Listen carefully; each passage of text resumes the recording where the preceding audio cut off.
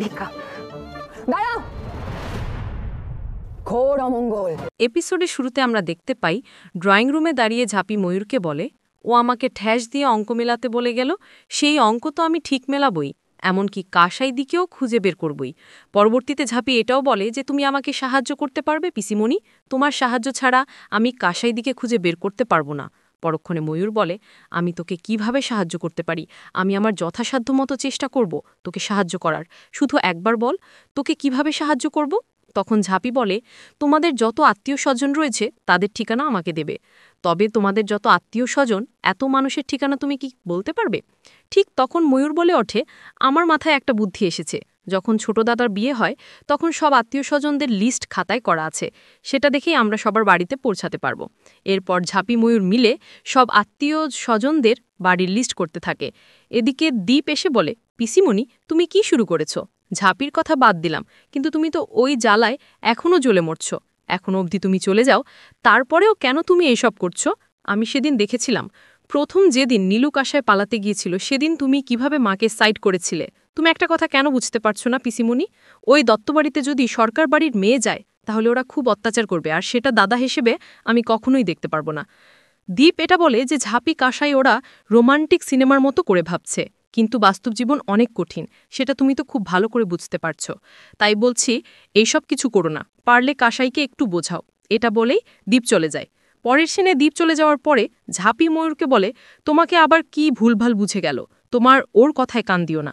তোমার মনে কি হচ্ছে পিসিমন, কাসাই দিকে সাহায্য করবে? তখন ময়ূর বলে, আমার মন বলছে যেটা আমি পাইনি সেটা আমি কাসাইকে দিতে চাই, ওকে সাহায্য করতে মন চাই, কিন্তু সবটা যে গুলিয়ে যাচ্ছে, এখন কি করব আমি কিছুই বুঝতে পারছি না। পরবর্তীতে ঝাঁপি বলে, তুমি এসব কথা আর ভেবো না, চলো তুমি আমাকে সাহায্য করবে, সব আত্মীয়দের নামের লিস্ট করতে হবে। এটা বলেই ঝাঁপি ময়ূর আবার আত্মীয়দের বাড়ির লিস্ট করা শুরু করে। পরের দৃশ্যে আমরা রাস্তার বস্তিতে দেখতে পাই ঝাঁপি ভগবান জেঠুদের বলে, আমি তোমাদের কাছে একটা সাহায্যের জন্য এসেছিলাম, তোমরা কি আমাকে সাহায্য করবে ভগবান জেঠু? তখন ভগবান জেঠু বলে, আমরা তোমার জন্য প্রাণপাত করতে পারি, তুমি শুধু একবার বলো ঝাঁপিমা, আমরা তোমাকে কি সাহায্য করতে পারি। পরবর্তীতে ঝাঁপি কাসাইদির ছবি দেখে বলে, এটা আমাদের বাড়ির মেয়ে কাসাইদি, এই মেয়েটাকে তোমরা খুঁজে বের করবে, আমি তোমাদের একটা করে ছবি দেব, এই ছবির নিচে নাম ঠিকানা লেখা আছে, তোমরা এই ঠিকানায় গিয়ে খোঁজ করবে, তবে কেউ যেন বুঝতে না পারে। যদি কাসাইদিকে খুঁজে পাও তাহলে সঙ্গে সঙ্গে আমাকে জানাবে।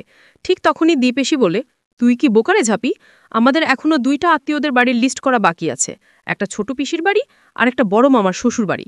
তবে একটা কথা তুই জেনে রাখ, তোর এই সাঙ্গপাঙ্গ দিয়ে কখনোই কাসাইকে খুঁজে বের করতে পারবে না। আমি এমন জায়গায় লুকিয়ে রেখেছি তুই জিন্দিগিতে খুঁজে পাবি না। আমাকে দেখ কতটা নিশ্চিন্তে আমি কলকাতায় যাচ্ছি, কারণ তুই কাসাইকে কখনো খুঁজেই পাবি না। পরক্ষণে ঝাঁপি বলে ওঠে, ওরা দুজনে খুব কষ্ট পাচ্ছে, সেটা তোমরা বুঝতে পারছো না? কেন তোমরা এমনটা করছো ওদের সাথে?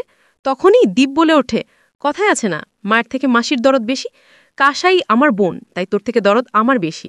পরবর্তীতে ঝাঁপি বলে, কথায় আটেও আছে, অতি বার বেরো না, আমি তো থেকে কাসাই দিকে খুঁজে বের করব, সেটা আকাশ পাতাল যেখানেই হোক না কেন। ঝাঁপির কথা শুনে দ্বীপ আর কিছু না বলে ওখান থেকে চলে যায়। তখন ভগবান জেঠু বলে, তাহলে আমরা আর খোঁজ করতে যাব না? ঝাঁপি বলে, না, মনে হয় তোমাদের দিয়ে আর খুঁজলে হবে না, এবার আমাকে কিছু একটা করতে হবে। পরের পার্টে ঝাঁপি নীলুকে ফোন করে বলে, আমি এখন অবধি কাসাই দিকে খুঁজে বের করতে পারিনি, যেহেতু আজকে ও কলকাতায় যাবে, আর আমাকে আজকের মধ্যে যা করার আমাকেই করতে হবে। আমার মাথায় একটা প্ল্যান এসেছে, এই প্ল্যান মতো কাজ করলে হয়তো আমরা কাসাইদির খোঁজ পাবো। তখন ঝাঁপি নীলুকে প্ল্যানের বিষয়টা বুঝিয়ে দেয়।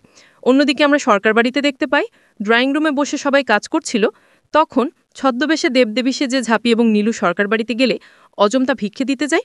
তখন ঝাঁপি বলে, এই বাড়িতে ঘোড়া অমঙ্গল, কালিমা না চাইলে একজন মানুষের উপরে এমন ভর করতে পারে না, তাই তো আমরা এমন সেজে এসেছি। তাছাড়া কালিমা আমাকে নিজে কানে কানে বলছে আমি যেন তোর থেকে ভিক্ষা না নিই মা, কারণ এই বাড়িতে ঘোড়া অমঙ্গল দেখা যাচ্ছে, তোর সন্তানদের বিয়োগ হতে যাচ্ছে, তাই বলছি নিজের সন্তানকে নিজের কাছে আগলে রাখ, হয়তো ওরা খুব কষ্ট পাচ্ছে, কষ্টের কারণে হয়তো ওরা নিজেকে শেষ করে দেওয়ার কথাও ভাবছে। ঝাঁপলির এমন কথা শুনে অজন্তা খুবই চিন্তিত হয়ে পড়ে আর বলে, তাহলে তুমি ভিক্ষে নেবে না? বা পরক্ষণে নীলু বলে ওঠে, আমরা এই বাড়ি থেকে কোনো ভিক্ষে নেব না। এটা বলে নীলু ঝাঁপি সরকার বাড়ি থেকে চলে যায়।